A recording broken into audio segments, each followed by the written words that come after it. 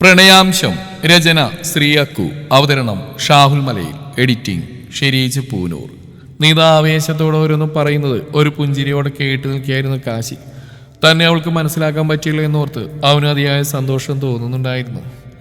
ഏട്ടൻ്റെ ചേച്ചിയെ പൊന്നുപോലെ നോക്കുന്നറിയാം, എന്നാലും പറയാ എൻ്റെ ചേച്ചിയെ പൊന്നുപോലെ നോക്കിയേക്കണേ. ഒരു പാവ ഞങ്ങളുടെ ചേച്ചി പെണ്ണ്.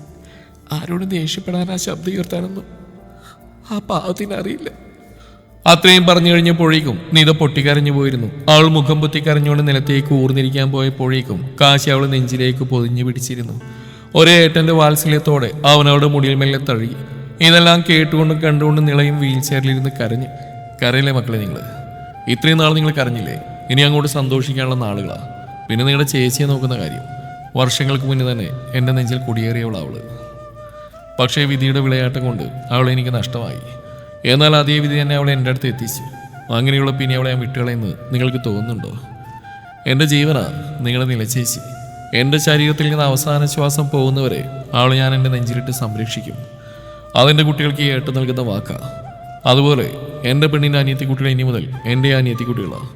അതുകൊണ്ട് ഇന്നു മുതൽ നിങ്ങളുടെ കാര്യങ്ങളെല്ലാം നോക്കാൻ പോകുന്നത് ഞാനാ. നിളമോട് ഓപ്പറേഷൻ്റെ കാര്യമെല്ലാം ഞാൻ റെഡിയാക്കിയിട്ടുണ്ട്. ഇന്ന് തന്നെ നമ്മളിവിടുന്ന് പോകും. പിന്നെ മാഷിൻ്റെ കാര്യത്തിൽ ഞാൻ തീരുമാനമാക്കിയിട്ടുണ്ട്. അദ്ദേഹത്തിൻ്റെ ഫ്രണ്ടിൻ്റെ ആയുർവേദ ഹോസ്പിറ്റലിൽ അഡ്മിറ്റ് ആക്കാൻ പോവുക. അതുകൊണ്ട് ഏട്ടൻ്റെ കുട്ടികൾ എടുക്കാനുള്ളതെല്ലാം എടുത്തു വെച്ചോ. നമ്മളിപ്പോൾ തന്നെ ഇവിടെ നിന്ന് തിരിക്കും.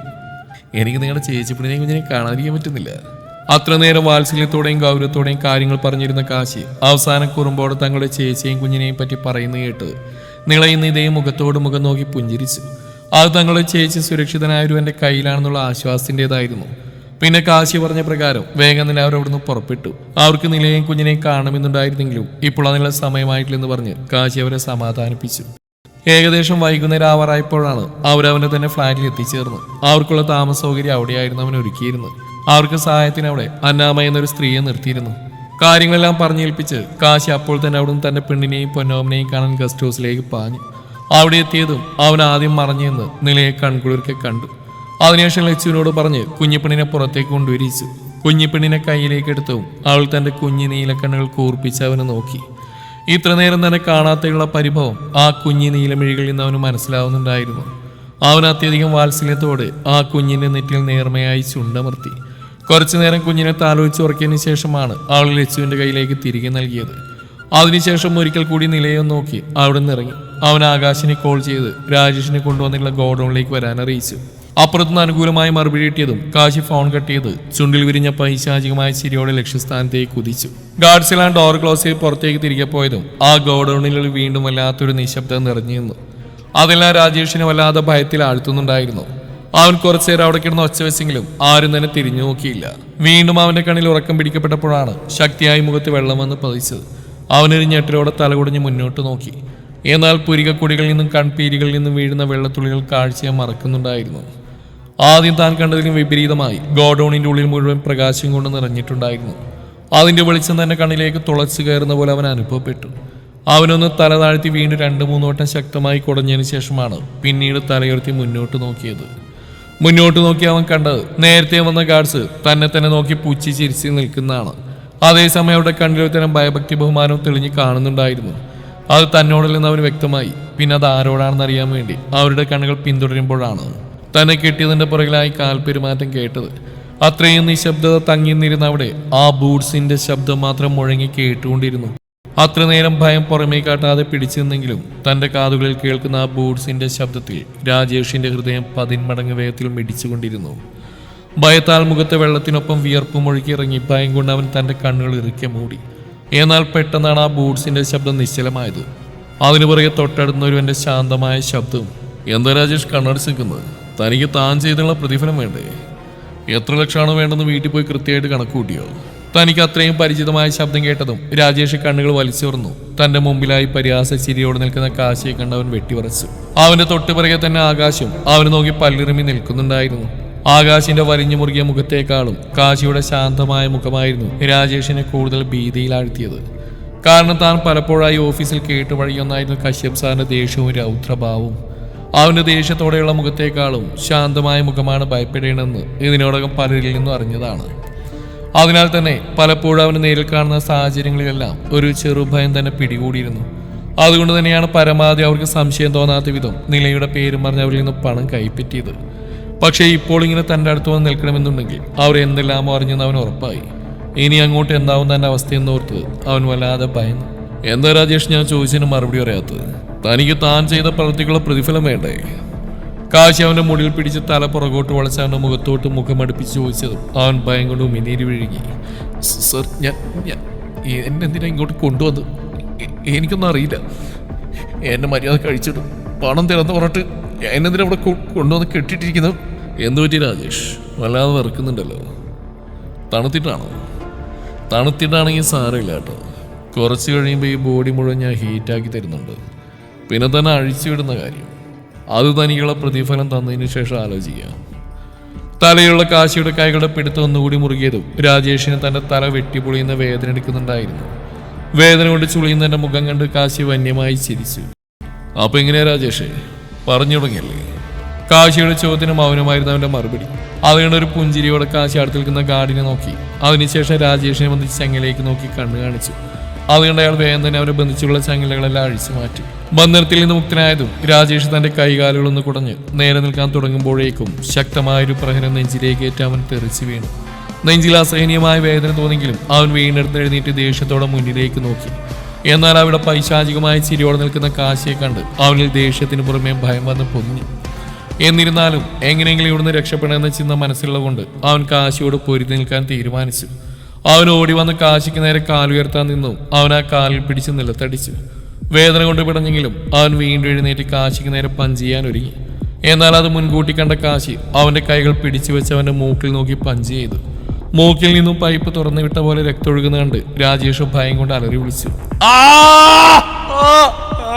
വീണ്ടും തനിക്ക് നേരെ വരുന്നവനെ കണ്ട് രാജേഷ് കൈകൊണ്ട് മൂക്ക് പൊത്തി പിടിച്ച് വിറങ്ങലിച്ചു നിന്നു. പന്ന പുന്നാർ നായിന്റെ മോനെ, നീ അന്ന് എന്തൊക്കെ കള്ളത്തരങ്ങളാണ് ഞങ്ങളോട് പറഞ്ഞ്? അനാഥനായ ഭർത്താവ് ഉപേക്ഷിച്ചു പോയ പെൺകുട്ടി ജീവിക്കാൻ വേറെ മാർഗില്ലാത്തോണ്ട് ഒരു സറോഗേറ്റായി വന്നതാണെന്നോ? നിനക്കറിയോടാ നീ ഇത്രയും കണ്ട കള്ളങ്ങളെല്ലാം പറഞ്ഞ ആരെ കുറിച്ചാണെന്ന്? എന്റെ പെണ്ണിനെ പറ്റിയാടാ. വർഷങ്ങളോളം ഞാൻ ഉള്ളിൽ കൊണ്ടു നടക്കുന്ന എന്റെ പ്രാണനെ പറ്റിയാ. അവളെയല്ലടാ നീ ആരാണെന്ന് പോലും അറിയാത്തവരുവിനെ വേണ്ടി കാഴ്ച വെക്കാൻ കൊണ്ടുവന്ന്. നിനക്കറിയോ ഇത്രയും നാൾ നീ തകർത്ത് അഭിനയിച്ച ആരുടെ മുന്നിലായിരുന്നെന്ന്?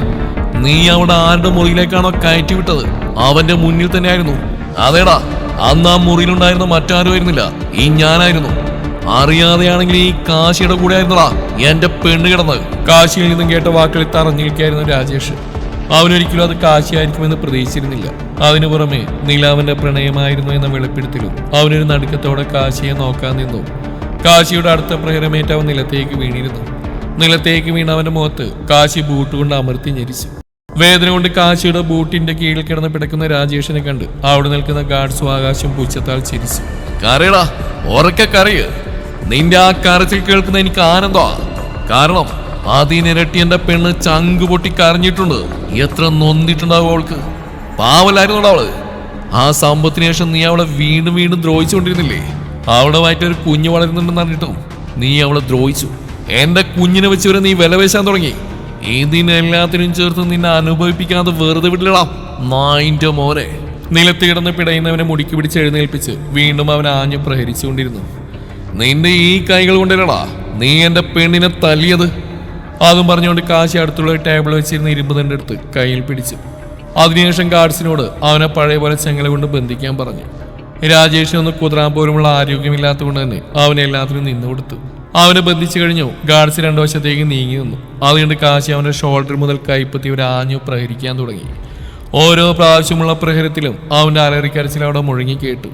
അതെല്ലാം ഒരു ഉന്മാദിയെപ്പോലെ ആസ്വദിക്കുകയായിരുന്നു കാശി. അപ്പോൾ അവന്റെ കലി തീരുന്നവരെ അവൻ രാജേഷിന്റെ രണ്ട് കൈകളിലും മാറി മാറി പ്രഹരിച്ചുകൊണ്ടിരുന്നു. ഇനി ആ കൈകളിൽ എല്ലുകളൊന്നും ഓടിയാൻ ബാക്കിയില്ലെന്ന് കണ്ട കാശി ആ ഇരുമ്പ് തണ്ട് വലിച്ചെറിഞ്ഞു. അതിനുശേഷം അവശനായി തൂങ്ങിക്കിടക്കുന്ന രാജേഷിന്റെ മുഖം പിടിച്ചുയർത്തി. എന്തുപറ്റി രാജേഷ്? പ്രതിഫലമായി തുടങ്ങിയപ്പോഴേക്കും താൻ ക്ഷീണിച്ചോ? ഇതെല്ലാം ഒരു തുടക്കം മാത്രം. എല്ലാം കൂടി ഒരുമിച്ചെന്നാ ഇത്ര കാലം എൻ്റെ പെണ്ണ് കരഞ്ഞതിൻ്റെ 100-ലൊന്നും വരില്ല. അതുകൊണ്ട് ഇപ്പം ഇത്രയും മതി. ബാക്കി നാളെ. അതുവരെ നന്നായിട്ടൊന്ന് റെസ്റ്റ് എടുത്താ കേട്ടോ. അയ്യോ, മോക്കിന്ന് ഇപ്പോഴും ബ്ലഡ് വരുന്നുണ്ടല്ലോ. സാരമില്ല, ഇപ്പം തന്നെ മരുന്ന് വെക്കാം. അതും പറഞ്ഞ് കാശി തൻ്റെ ഇരുമ്പ് തൻ്റെ അടുത്ത് ടേബിളിന് പുറത്തിരിക്കുന്ന ഒരു സ്പ്രേ ബോട്ടിലെടുത്ത് കയ്യിൽ പിടിച്ച് വന്യമായ പുഞ്ചിരിയോടെ രാജേഷിൻ്റെ അടുത്തേക്ക് വന്നു. മരുന്ന് വെക്കേണ്ട രാജേഷേ, കാശിയുടെ പരിഹാസത്തോടെയുള്ള ചോദ്യം കേട്ട് രാജേഷ് വേദന കൊണ്ട് നിറഞ്ഞൊഴുകുന്ന കണ്ണുകൊണ്ട് അല്പം ഭീതിയോടെ തന്നെ കാശിയെ നോക്കി. അതേ നിമിഷം തന്നെ കാശി തന്റെ കയ്യിലേക്കുന്ന കാന്താരി മുളകരച്ച സ്പ്രേ എടുത്ത് അവന്റെ ശരീരത്തിൽ നിന്ന് രക്തം വരുന്ന ഭാഗങ്ങളിൽ സ്പ്രേ ചെയ്തു. അതും കൂടിയായത് രാജേഷിന്റെ അലറിക്കരച്ചിൽ അവിടെ വലിയ ശബ്ദത്തോടെ മുഴങ്ങി കേട്ടുകൊണ്ടിരുന്നു. അത് കണ്ടും കേട്ടും നിറഞ്ഞ പുഞ്ചിരിയോടെ കാശി ആകാശിനെയും കൂട്ടി പുറത്തേക്ക് നടന്നു. പോകുന്ന പോക്കിൽ ആകാശ പുച്ഛത്തോടെ രാജേഷിനും തിരിഞ്ഞു നോക്കാനും മറന്നില്ല. തിരികെ ഗസ്റ്റ് ഹൗസിലേക്കുള്ള യാത്രയിൽ കാശിയും ആകാശം മൗനമായിരുന്നെങ്കിലും അവരുടെ ചുണ്ടുകളിൽ നിറഞ്ഞ പുഞ്ചിരിയായിരുന്നു. ഒരാളുടെ ചുണ്ടിൽ തന്റെ പ്രണയത്തിന് വേണ്ടിയാണെങ്കിൽ മറ്റേയാളുടെ ചുണ്ടിൽ തന്റെ അനിയത്തിക്കുട്ടിക്ക് വേണ്ടിയുള്ളതായിരുന്നു. അവളുടെ കണ്ണിൽ നിന്ന് മുതിർന്ന കണ്ണുനീരിന് കാരണക്കാരായവന്റെ ഉന്മൂലനത്തിന് തുടക്കം കുറിച്ചതിന് സന്തോഷമായിരുന്നു അവരിൽ. കുറച്ചു ദൂരം കൂടി പിന്നിട്ടപ്പോഴാണ് ആകാശിനെ രഘുറാം തന്നെ ഫോൺ വിളിച്ച ഓർമ്മ വന്നത്. കാശി, നിന്നെ രഘുവങ്ങൾ വിളിച്ചപ്പോൾ നീ ഫോൺ എടുത്തില്ലെന്ന് പറഞ്ഞു. നാളെ ഇന്നത്തെ യാത്രയിലൊന്നിനും സമയം ഉണ്ടായിരുന്നില്ല. അച്ഛൻ്റെ കോളൊന്നും ഞാൻ കണ്ടിരുന്നു. തിരിച്ചു വിളിക്കാൻ സമയം കിട്ടിയില്ല. അല്ല, അച്ഛൻ നിന്നെ വിളിച്ചിരുന്നോ? എന്നിട്ടെന്താ പറഞ്ഞു? Anything serious? എന്താ പറയാ? നിന്റെ അമ്മ അത് പറഞ്ഞില്ലും കാശിയുടെ രൂക്ഷമായ നോട്ടമായിരുന്നു ആകാശിനെ നേരിടേണ്ടി വന്നു. അതുകൊണ്ട് തന്നെ അവൻ പറയാമെന്ന് വിഴുങ്ങി. നിന്നെയും നിന്റെ അച്ഛനെ ഉപേക്ഷിച്ചു പോയ താടക സുനിത എന്ന സ്ത്രീ.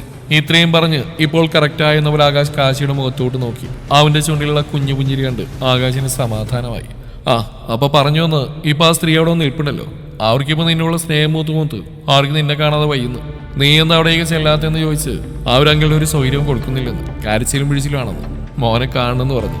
ആകാശ് പറഞ്ഞു നിർത്തിയതും കാശിയുടെ ചുണ്ടിൽ പുച്ചച്ചിരി വിരിഞ്ഞു. ആ സ്ത്രീയുടെ മെലോ ഡ്രാമ കണ്ടത് എന്റെ പാവ അച്ഛൻ വീഴുമായിരിക്കും, പക്ഷേ ഈ കാശി വീഴില്ല. അവരെ എന്നെ എൻ്റെ അച്ഛനെ ചില്ലറയെന്നല്ല ദ്രോഹിച്ചിരിക്കുന്നത്. എന്നിട്ട് ഇപ്പൊ അവർക്ക് മോനെ കാണുന്നത് പോലും. ഇതുപോലെ തന്നെ ഒരു അമ്മയുടെ സ്നേഹത്തിന് കുറിച്ച മകനുണ്ടായിരുന്നെന്ന് അവർക്ക് ഓർമ്മയുണ്ടാവുമോ? അന്നല്ല എനിക്കൊരു അമ്മയുടെ വാത്സല്യം നിന്ന് നിന്റെ അമ്മയാ. എന്നിട്ട് കണ്ടവന്റെ കൂടെ പോയി നിരങ്ങിയിട്ട് ഇപ്പൊ അവർക്ക് മോനെ കാണാതെ വയ്യുന്നു. മോനോട് സ്നേഹം ഉണ്ടാവും. അവരവരുടെ ആംഗ്ലയുടെ മകൾ കൃതി അവിടെ കൊണ്ടുവന്ന് നിർത്തിയിരിക്കുന്നത്. പഠിച്ച കളി അവര്. ആ പെണ്ണിനെ എന്റെ തലയിൽ കെട്ടിവെച്ച് എന്റെ സ്വത്തുക്കൾ മുഴുവൻ കയ്യിലാക്കാനുള്ള ഉദ്ദേശം അവരുടേത്. അതൊന്നും മനസ്സിലാവാതിരിക്കാൻ പൊട്ടനെന്നല്ല ഈ കാശി. ഇതെല്ലാം മുന്നിൽ കണ്ടുകൊണ്ട് തന്നെയാ അച്ഛനോട് അവരവിടെ കയറ്റണമെന്ന് പറഞ്ഞു. പക്ഷെ പാവന്റെ അച്ഛൻ അവരുടെ അഭിനയത്തിൽ വീണു. ലീഗിൽ അവർ വേർപ്പെട്ടിട്ടില്ലല്ലോ. അതാണ് അവരുടെ പിടിവള്ളി. ഇത് എത്ര നാൾ വരെ പോകുന്ന നോക്കിയിട്ട് തന്നെയാ ഞാനും ഇരിക്കുന്നത്. ഈ കാശിന്റെ പെണ്ണിനെയും കുഞ്ഞിനെയും കൂടെ അവിടേക്ക് ചെല്ലുന്നവരെ അവരുടെ ഈ പേക്കൂത്ത് അവിടെ അരങ്ങേറും. അത് കഴിഞ്ഞാൽ എന്താ വേണ്ടെന്ന് എനിക്ക് നന്നായിട്ട് അറിയാം. കാശി പറയുന്ന കേട്ട് ആകാശിന് അവരെ ഓർത്ത് വെറുപ്പും പുച്ഛവും തോന്നി. തന്റെ സ്വാർത്ഥ താല്പര്യങ്ങൾക്ക് വേണ്ടി മാത്രം ജീവിക്കുന്ന ഒരു സ്ത്രീ, അതായിരുന്നു അവന്റെ മനസ്സിൽ അവർക്കുള്ള സ്ഥാനം. രാജേഷ് പോയിട്ട് മണിക്കൂറുകൾ പിന്നിട്ടിട്ടും ഒരു വിവരവുമില്ലാത്തതിനെ തുടർന്ന് സ്മൃതി ആർക്കോ വേണ്ടി എന്ന പോലെ അവന്റെ ഫോണിലേക്ക് 2-3 വട്ടം വിളിച്ചു നോക്കി. ഫോൺ സ്വിച്ച് ഓഫ് എന്ന് കേട്ടതും ആൾക്ക് വലിയ വിഷമം തോന്നിയില്ല, പകരം സന്തോഷമാണ് തോന്നിയത്. ആൾ ഫോൺ എടുത്തൊരു നമ്പറിലേക്ക് കോൾ ചെയ്തു. വശ്യമായി അവനോട് അവിടെ അടുത്തേക്ക് വരാൻ ആവശ്യപ്പെട്ടു. അപ്പുറത്തുനിന്ന് അനുകൂലമായ മറുപടി കിട്ടിയതും ആൾ ഫോൺ കെട്ടിയ തിരിഞ്ഞും കാണുന്നത് തന്നെ നോക്കി നിൽക്കുന്ന രാജേശ്വരിയെയാണ്. അവരെ അവിടെ കണ്ട് ആൾ പുച്ഛത്തോടെ അവിടെ ഇട്ടിരിക്കുന്ന സെറ്റിയിലേക്ക് ഇരുന്നു. ഇങ്ങനെ ജീവിക്കാനായിരുന്നെങ്കിൽ നീ എന്തിനാണ് സാമദ്രോഹി എന്റെ മോനെ വിവാഹം കഴിച്ച്? തള്ളേ, മര്യാദ സംസാരിച്ചില്ലെങ്കിലേ എന്റെ കൈ നിങ്ങളുടെ മുഖത്ത് പതിയും. പറഞ്ഞില്ലാന്ന് വേണ്ട. അതിനിപ്പോ നിന്റെ കൈന്റെ കവളത്ത് പതിയാത്ത ഏതെങ്കിലും ദിവസം ഉണ്ടോ? എന്റെ ജീവിതത്തിൽ എന്റെ മോനെ കൊണ്ടുവരും നീ എന്നെ തള്ളിച്ചില്ലേ? ഇത്രയ്ക്ക് എന്നോട് എന്റെ മോനോട് ചെയ്യാൻ മാത്രം എന്ത് തെറ്റാ ഞങ്ങൾ നിന്നോട് ചെയ്ത്? ഒരു ശീലാവധി വന്നേക്കുന്നു. നിങ്ങളെ ഞാൻ വെറുതെ തല്ലുന്നതല്ലേ തള്ളേ. നിങ്ങൾ അമ്മാതിരി വർത്താനല്ലേ എന്നോട് പറയുന്നത്. പിന്നെ എന്നെ കുറിച്ചുള്ള സത്യങ്ങൾ നിങ്ങളെ മകനോട് ഞാൻ പറയുന്നെന്ന് പറഞ്ഞു. പക്ഷെ നിങ്ങൾക്ക് പറഞ്ഞേ പറ്റൂ. അതുകൊണ്ടല്ലേ നിങ്ങൾക്കിട്ട് ഞാനൊന്ന് തിരിച്ച്. പിന്നെ നിങ്ങളും നിങ്ങളുടെ മകനും അത്ര വലിയ പുണ്യാത്മാക്കളൊന്നല്ലല്ലോ. ആ നില ഇവിടെ ഇട്ട് ദ്രോഹിക്കാവുന്നതിലും അപ്പുറം ദ്രോഹിച്ചവല്ലേ നിങ്ങൾ എന്തിരുതി എന്നെ അതുപോലെ നിങ്ങളുടെ ചൊൽപ്പടിക്ക് നിർത്താമെന്നോ? ശരിയാ, ഞങ്ങൾ അവളെ ദ്രോഹിച്ചിട്ടുണ്ട്. അതുപോലെ തന്നെ ഇവിടെ വരുമ്പോഴും പോകുമ്പോഴും നീയും അതിനെ ചെയ്തിട്ടുണ്ടല്ലോ. അപ്പൊ ഞങ്ങളും നീയും തമ്മിൽ വലിയ വ്യത്യാസമൊന്നുമില്ല. ശരിയാണ്, ഞാൻ അവളെ ദ്രോഹിച്ചിട്ടുണ്ട്. എന്നെക്കാളും സൗന്ദര്യം അവളെ കാണുമ്പോൾ എനിക്ക് അസൂയയും കുശുമ്പുമായിരുന്നു. അതുകൊണ്ട് തന്നെയാണ് പറ്റാവുന്ന അവസരത്തിലൊക്കെ ഞാൻ അവളെ ഉപദ്രവിച്ചുകൊണ്ടിരുന്നത്. പിന്നെ നിങ്ങളുടെ മകനോട് ആ സമയത്ത് എനിക്കുണ്ടായിരുന്ന ഒരു താല്പര്യത്തിന് പുറത്ത് അവൻ്റെ ജീവിതത്തിൽ നിന്ന് അവൾ ഒഴിവാക്കണം തോന്നി. പക്ഷെ അവൻ്റെ കൂടെ 2-3 രാത്രി പങ്കിട്ടപ്പോൾ തന്നെ എനിക്ക് അവനെ മടുത്തു. അതുകൊണ്ട് തന്നെയാണ് ഞാൻ അവനറിയാതെ പുതിയ റിലേഷൻഷിപ്പ് സ്റ്റാർട്ട് ചെയ്തത്. ഇനിയിപ്പോൾ അവൻ അറിഞ്ഞാലെങ്കിൽ വലിയ കുഴപ്പമൊന്നുമില്ല. അവനും പിന്നെ ഇക്കാര്യത്തിലോട്ടും മോശമില്ലെന്ന് എനിക്കറിയാം. ഇനി നിങ്ങൾക്കും വേണമെങ്കിൽ പറഞ്ഞേക്ക്, ഞാൻ തന്നെ ഒരാൾ നിങ്ങൾക്കും സംഘടിപ്പിച്ചു തരാം. എന്താ വേണോ? നാണം കേട്ട് നിന്നെ പോലെയാണ് എല്ലാവരും ഒന്ന് കരുതിയോ? എൻ്റെ തെറ്റല്ല, ഞാൻ തന്നെയാ നിന്നെ പോലൊരു മൂദേവി ഇങ്ങോട്ട് കൈപിടിച്ച് കയറ്റ ഉത്സാഹം കാണിച്ച്. എനിക്ക് ഇതന്നെ കിട്ടണം. രാജേശ്വരി പറഞ്ഞിട്ടും സ്മൃതിയുടെ കൈകൾ അവരുടെ കരണത്ത് പതിഞ്ഞു. ഞാൻ പറഞ്ഞു നിങ്ങളോട് മര്യാദക്ക് സംസാരിക്കാൻ കേട്ടോ തള്ളേ. പിന്നെ ഇനി ഇവിടെ നടക്കാൻ പോകുന്ന കാണുന്നുണ്ടെങ്കിൽ മിണ്ടാതെ റൂം പോയി കിടന്നോ. അല്ല, ഇവിടെ നിൽക്കാനാണ് ഉദ്ദേശമെങ്കിൽ ഞങ്ങൾ ചെയ്യുന്നതെല്ലാം കണ്ട് ആസ്വദിച്ചോ. സ്മൃതി കേട്ടിറക്കുന്ന വാക്കുകൾ രാജേശ്വരിയോട് പറയുമ്പോഴാണ് പുറത്ത് ബെല്ലടിക്കുന്ന ശബ്ദം കേട്ടത്. ഒപ്പം അവിടെ കയ്യിരിക്കുന്ന ഫോണിലേക്ക് പുറത്തു നിൽക്കുന്നവരുടെ മെസ്സേജ് വന്നു. അതുകൊണ്ട് രാജേശ്വരിക്ക് ഒരു താക്കി നൽകിക്കൊണ്ട് അവൾ ഡോറിനടുത്തേക്ക് പോയി. അതുകൊണ്ട് രാജേശ്വരി പകയിരുന്ന കണ്ണോടെ അവരുടെ മുറിയിലേക്ക് പോയി.